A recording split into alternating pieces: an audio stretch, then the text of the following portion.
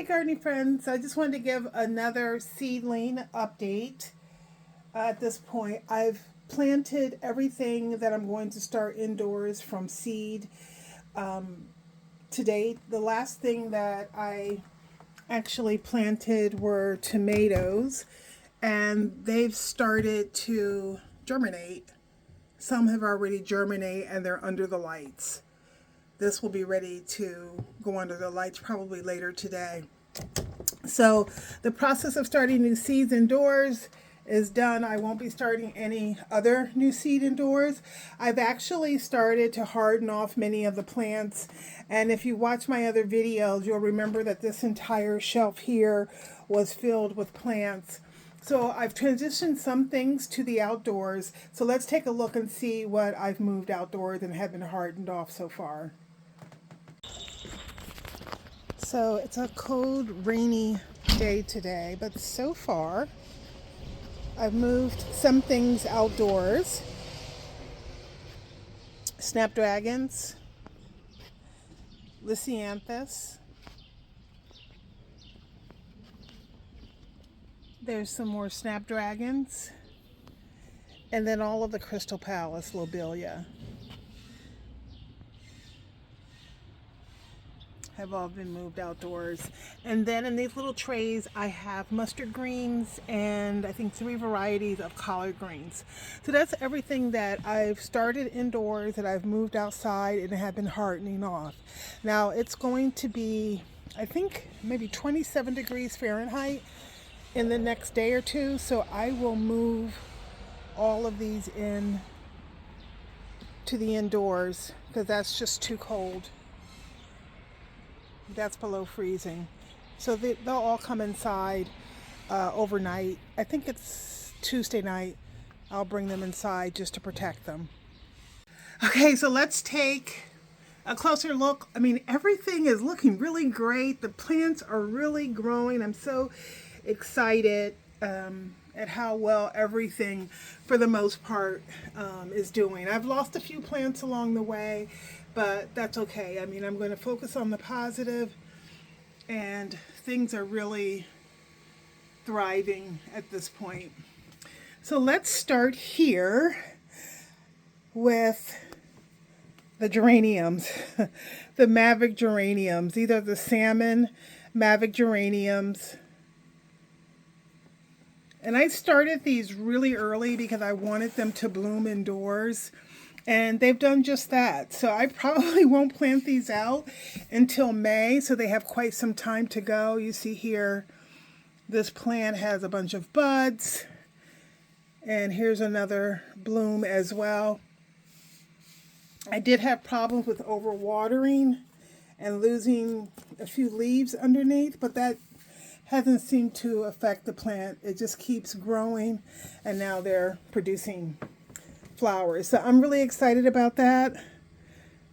So they're too tall to fit on any of the shelves, and I don't want to have to adjust the shelves at this point. So they just sit over here on the side, and they seem to get just enough light. It hasn't really affected them. So they just sit on this little stool that I have out on the side. So I'm going to move these off of the stool so we can pull the other trays out and take a closer look. Okay, so we'll start from the left to the right. Here's our first tray that we'll pull out. Everything that you've seen here, I think I've pretty much shown everything before, but this is just showing the progress that they've made. Quite a few of these I've up-potted from the 6-cell into larger pots. So we'll start here. These are the giant Pacific delphiniums, and these were in the little 6-pack. And I up-potted them into these 2-inch pots, and you can see they're really starting to take off. That's really the case. Once you up-pot into a larger pot, you'll start to see the plants really take off, especially if they've outgrown the previous pot. And then this next group, this is an amaranth called Hot Biscuit. Same story. I up-potted these from their 6-pack. And I mean, some of them have really grown quite a bit in the last week or two. These are trailing a little bit behind, but you know, they're still trying to go for it. I have here the eucalyptus, which is doing well. I have two plants here. They were originally in the same container, and I actually repotted them and separated them so that they each have their own container. And then here, these are snapdragons. I actually pinched some of the snapdragons, and I just stuck the trimmings into these pots to see if they'll root. So they seem to be rooting. They're a little discolored, but we'll see if they make it. And then here are two types of basil. I think the last time that I showed these, they had just, or they were still, I was still waiting for the seeds to germinate. So they've since germinated, and there's about, I would say, 10 to 12 plants in each pot. I will, over the next couple of days, go through and separate all of these seedlings and transplant them into like a little 6-cell planter like this, so that they each have their own cell. So I'll do that in the next couple of weeks. This is probably the next couple of days. This is Genovese basil,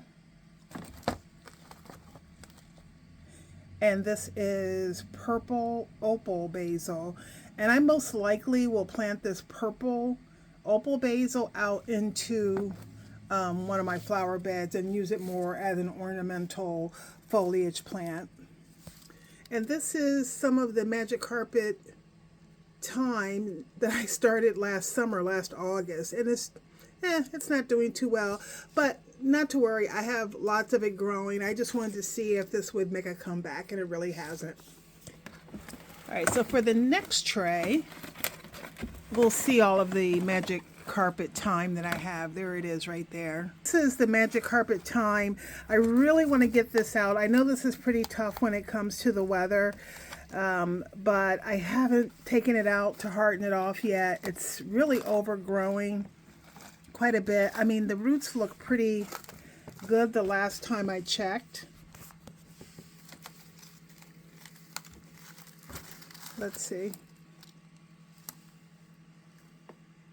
Yeah, the roots aren't looking that great, but I'm hoping to keep these in here and get them in the ground. So after we have this little cold spell in the next couple of days, I will then start to harden these off and get them outside in the ground. And then right next is a plant called Purple Prince. Beautiful, beautiful purple foliage. This is the first time that I've grown this, a lighter kind of magenta foliage color on the back of the foliage. First time I've grown this.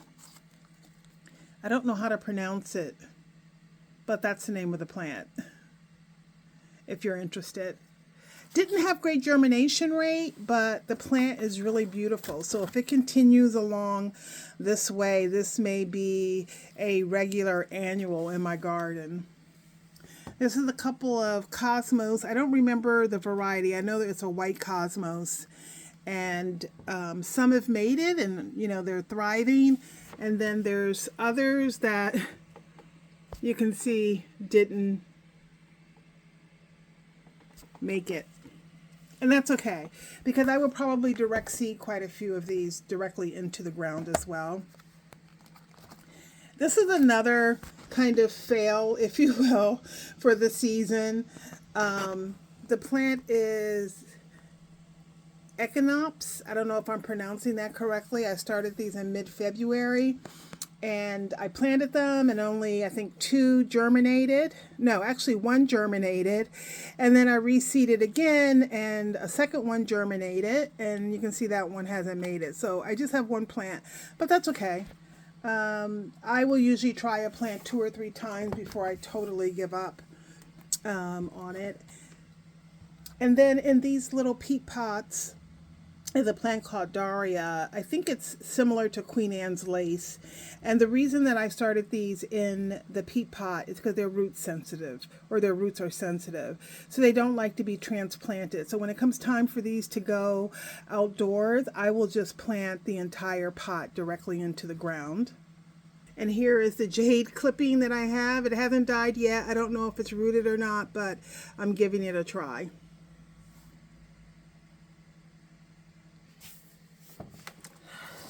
And there we have our next tray. Let's see what we have here. I have a couple trays of zinnias. They're called Profusion zinnias. They're in the orange color. And these are bedding zinnias. They probably get about 12 to 16 inches tall. So I like to have these in the garden. They had a lot of nice color. They bloom from early summer right through the fall.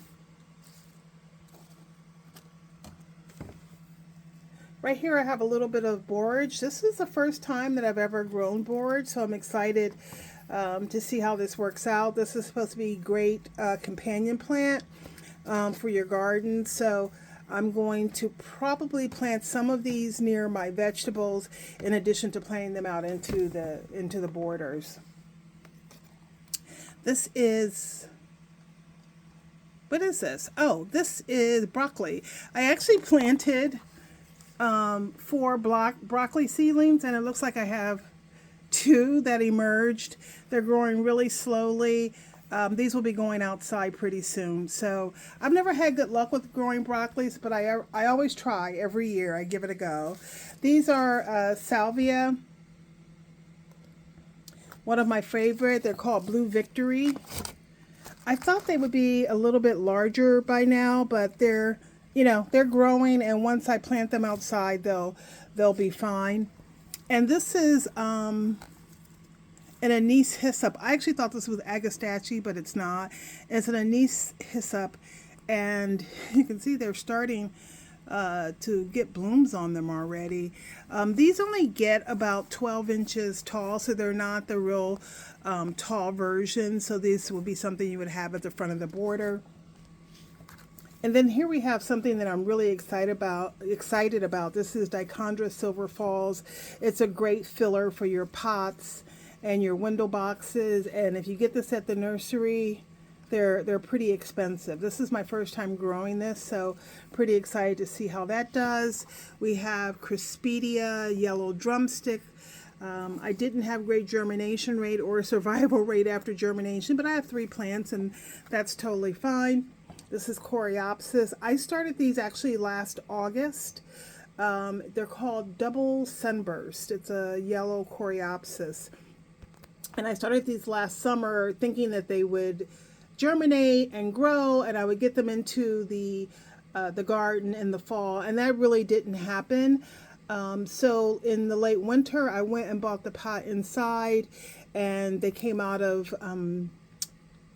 dormancy, and they seem to be growing. I repotted them into this individual seed cell. They were all in one pot originally. It looks like I had a couple that I've lost. I think that's just from, yeah, they just need a little bit of water. They actually dried out. So I'm going to water those and see if maybe I can save those, because they do need just a little bit of water. For some reason,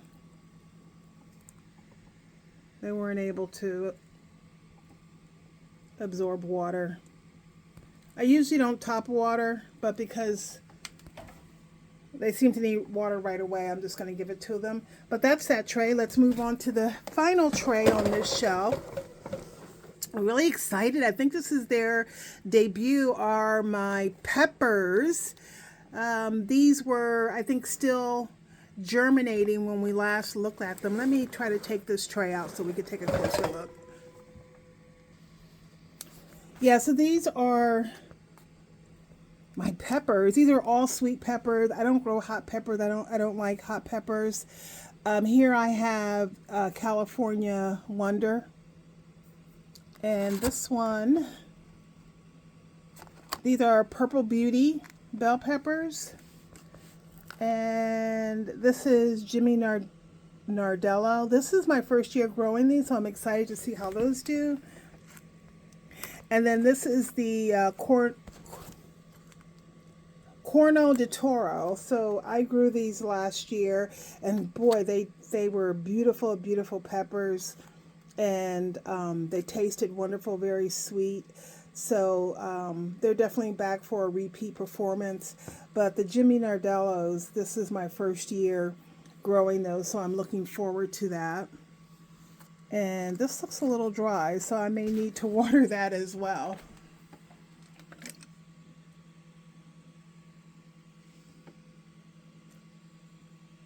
Again, I usually bottom water, but I'm doing this on the fly because those are a little dry. And then in the cells that we have here, these are Gomphrena. This is another mainstay in my garden. I grow these every year, and it seems like I grow more and more. This is the Audrey Purple Red variety. I just planted these, I think about 3 weeks ago. So you can see they've really grown quite a bit in those 3 weeks. And that's really something that I've learned over the years of starting seeds. You really don't have to start seeds really, really early. You need to really understand how long and how fast each plant grows. And sometimes you can start them a little later, and that way you don't have these really large oversized plants, that bloom indoors. You don't have to go through that and maintain those plants. So I always try to err on starting my seedlings a little later versus too early. And then here I have some lemon drop marigolds. Didn't have great germination rate on these, but that's enough. I just wanted a handful to spread throughout the garden, and it looks like they're coming along just nicely. Now we can go up to the next shelf. These are more of my faves, the Gomphrenas. These happens to be the salmon color, so that was the Audrey Purple Red that I had on the lower shelf, and then all of these are the salmon color. So I have more of the salmon than I do the Audrey Purple. Again, planted about 3 weeks ago. So this was a little surprise. I was actually looking at the plants this morning and realized that I have some blooms happening here that I didn't know about. So let me take this tray out so we can take a look. So this is an example of planting something way too early. Again, this is the Salpiclosis. And I've told the story before. I started these last year with no success, no germination. So I started them a little bit earlier this year. And, they're really growing, and they're actually flowering indoors. And I did not know that. But so it was a nice surprise on Easter Sunday to see these beautiful flowers blooming. They, as you can see on the bottom, the leaves are starting to yellow. That's a true sign that they're root bound, and I'm pretty sure that if I pull these out, you'll see that they are really have outgrown their container. So these were planted in a 4-cell container, so a slightly larger container. But if I pull these out, look at that. Look at the root ball. So these need to be up potted. So I will be doing that today because they're not happy. You can see the leaves are starting to turn yellow. So they really need to be up potted into larger pots. And so I'll probably up pot these into, I think, maybe 4-inch pots. And I'll be doing that later on today. And then in these large peat pots that I have, so I have cantaloupe. This is Hell's Best Jumbo Cantaloupe. And here I have an acorn squash. It's called Table King. And then this is Sugar Baby Watermelon. Now, the reason that I planted each of these in the peat pots is they tend to be sensitive, have sensitive roots. So when I plant these out, you'll notice, using the cantaloupe as an example, I have 4 plants in this pot. So when this goes outside, I will plant this entire pot into the grow bag. So actually, I grow these in grow bags. So I will plant this entire pot in the grow bag so I won't disturb the roots. And I'll allow them to start to grow. And then I'll, whichever 2 plants are the healthiest and the strongest, I will keep those. And then the other plants I will just snip down here at the soil level. So you can see this plant is well behind these 2. It looks like this one so far is the strongest. So this will probably be one that will stay, or actually this one is the strongest, or the biggest anyway. So probably these 2 will be the 2 that I keep, and these 2 will be the 2 that will get trimmed back. But I won't know that until these get planted outdoors, which these won't get planted outdoors until late April at the earliest, definitely early May. And I'll do the same thing with the squash as well as with the watermelon. So they're all of these have, I believe, 4 plants, and I'll see which one is the strongest. This is the Echinacea White Swan. Doing well. Again, these have been potted up from the 6 cell into the 2-inch pots. And I have a few more Cosmos. These are called Diablo. They're an orange colored Cosmos, a little bit shorter than the ones that I showed earlier. And I just started these on, oh, these grow 4 to 5 feet. So I just started these just a few weeks ago. Again, so maybe 50% germination rate, but that's okay. I will also direct seeds some of the Cosmos directly into the ground as well. This is our next tray. This is the Mahogany Splendor, and I talked about these in the last video. These are a plant, a foliage plant. If you're looking for kind of the look and feel of a Japanese maple, these will give it to you. Again, Mahogany Splendor is the name of the plant. I had these in a 6 cell planter. There's 12 plants here, so I had 12 plants that had been planted in a little 6 cell planter like this, and some of the cells there were 2 or 3 plants. And I just went through and I up potted these into these 4-inch pots because they had really outgrown the cell packs. They had really outgrown the cell packs. The roots were coming out the bottom, and I potted them up into these 4-inch pots, and they really just took off. I just can't believe how much they've grown in probably about a week.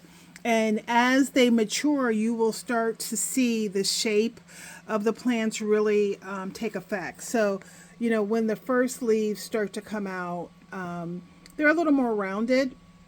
But then as you get more sets of leaves, you'll start to see the more lace cut shape of the leaves. And again, the color when they're outdoor, that they get enough sun, will be a dark burgundy. And I think I did show a picture in my last video. These can grow well over 6 feet and about 4 feet wide. So they can create a nice hedge if you're looking for that in the garden. And then right here I have Blue Horizon Ageratum. Doing pretty well. I'm hoping that I can leave these in the 6 cell packs and not have to up pot these before they go outside. And then the last plant that I have here in this tray is the Pineapple Surprise Coleus, and I have more of them, but this one was a little baby one.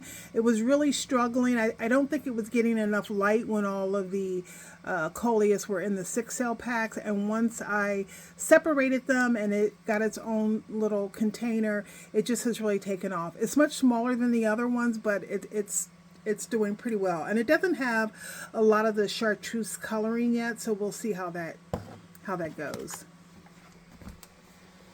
And then here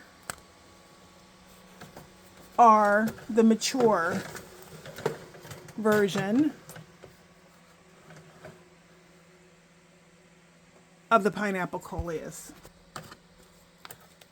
I'll take one out and get a good look. I mean, these are just, I can't believe how well they're growing. They're just stunning coleus. I'm a so-so fan of coleus, but I really think I'm going to like these very much. But they've been up potted into these little 4-inch pots, and they seem to be loving their life. So I have 5 plants here, and then I have this little one that's here. And then last but not least, I have the tomatoes. These just germinated yesterday, so they're looking pretty spindly. They germinated, I think they germinated the night before. There was actually nothing. Like, I checked them twice a day, once in the morning and then again at night. And when I checked them the night before, there was nothing. And when I got up the next morning, they had germinated and started to grow. So one thing about tomatoes, I try to get them under the grow lights immediately. And when you look at these, you really don't think that that happened, but because they do look spindly. But again, these are only maybe a day or two past germination, so they're just getting started. But I have the Brandywine Red is in this first container. What is this one? Oh, these are Sun Gold. And this is one called Amana Orange. And actually only one seedling has germinated so far there. So we'll see how that goes. And then last but not least, on this top shelf, I was actually running out of space here. You know, once you start to up pot some of these plants, you actually need more space. So I was really glad that I was able to move the lobelia outside, because that really freed up this whole shelf. But what I have here is a Nicotiana called Bronze Queen. If you can see that. Nicotiana Bronze Queen. And they seem to be loving their life. Doing very well. I've never grown these before, so all new to me. So we'll see how that goes. I have 3 plants. And then back behind there, those are Walla Walla onions. They're just leftover onions. I've planted the onions out in the garden into their grow bags already. And those are just extra plants that I have. I had to plant a few of the onions because the weather has been so crazy. And some of the onions didn't like the really cold weather, either that or didn't have enough water, one or the other. I'm not quite sure which. But this is where I am. Everything is going well, and this is what we're going to go to the outdoors with. I also have, and you may have seen it in the background in the earlier part of this video, I also did start some seeds via winter sowing, and when we move outdoors, I'll show you those plants, what I've started. Probably about 10 different plants. Not all of them have germinated yet, so we'll see what that looks like. I did have some learnings. There's one plant that I tried to start indoors, that's a verbena called Bampton, B-A-M-P-T-O-N. I tried to start those indoors, and I could not get those seedlings, the seeds, to germinate. But I did notice that the ones that I started via the winter sowing did germinate, which I was very happy to find out. So what that says to me is that verbena Bampton needs a little bit of cold stratification before it germinates. So that was a really nice learning. But thanks for going on this tour with me of my seedlings, and I'll see you in the next video. Happy gardening.